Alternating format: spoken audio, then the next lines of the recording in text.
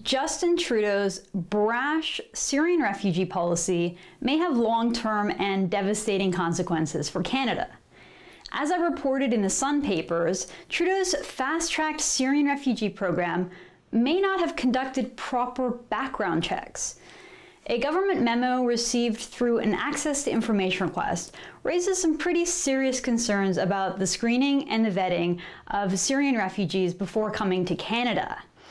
This memo, which was dated November 2015, was written by nonpartisan civil servants in the Federal Department of Immigration. Of course, the Trudeau government insists that proper screening precautions and security checks were taken, but information in this memo suggests otherwise. The document reveals that some Syrian refugees were issued government documents that included errors. Some included misspellings, incorrect date of births, and gender. Now, this calls into question the entire program and the thoroughness of background checks that were conducted by the Trudeau government on Syrian refugees coming to Canada. Just think about it. Without vital information about a person, including his or her full name with correct spelling, the date of birth, and gender, how could the government of Canada possibly conducted a background check? And how could we have verified whether or not a person was a criminal, whether they had a criminal record, or if they were tied to an Islamist terrorist group? These people were coming from Syria, after all, which is the birthplace of ISIS and a breeding ground for violent jihadists.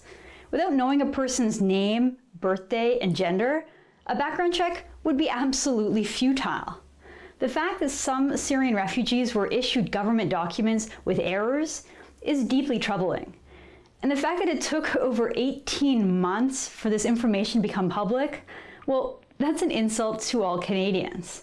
But sadly, this is exactly what we've become to expect from the Trudeau government, especially with a refugee policy that was always based on getting good publicity and not actually putting in the hard work to make sure that the program was a success and that the newcomers would actually integrate into Canadian society.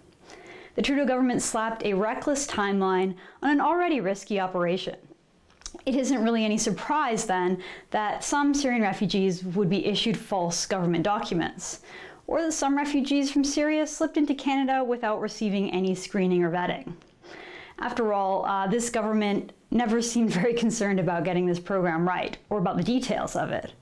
Remember when former Immigration Minister John McCallum said that the Trudeau government was actually caught off guard by the number of Syrian refugees arriving in Canada? One issue that arose throughout the whole refugee process is that many of the refugees had large numbers of children, and that was not completely anticipated in the beginning, but that created some challenges for finding appropriate housing and for schools. But when one accepts 25,000 refugees who are highly vulnerable, one does not always know exactly what one will receive. What?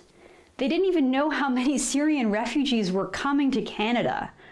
Well, obviously, if these Syrian refugees had been properly screened and properly vetted, the government of Canada would have known exactly how many were coming. They would have had these basic facts.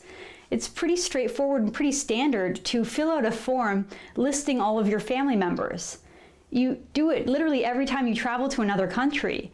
And yet, for whatever reason, some of these Syrian refugees who were permanently relocating to Canada apparently didn't have to fill out these kinds of basic forms.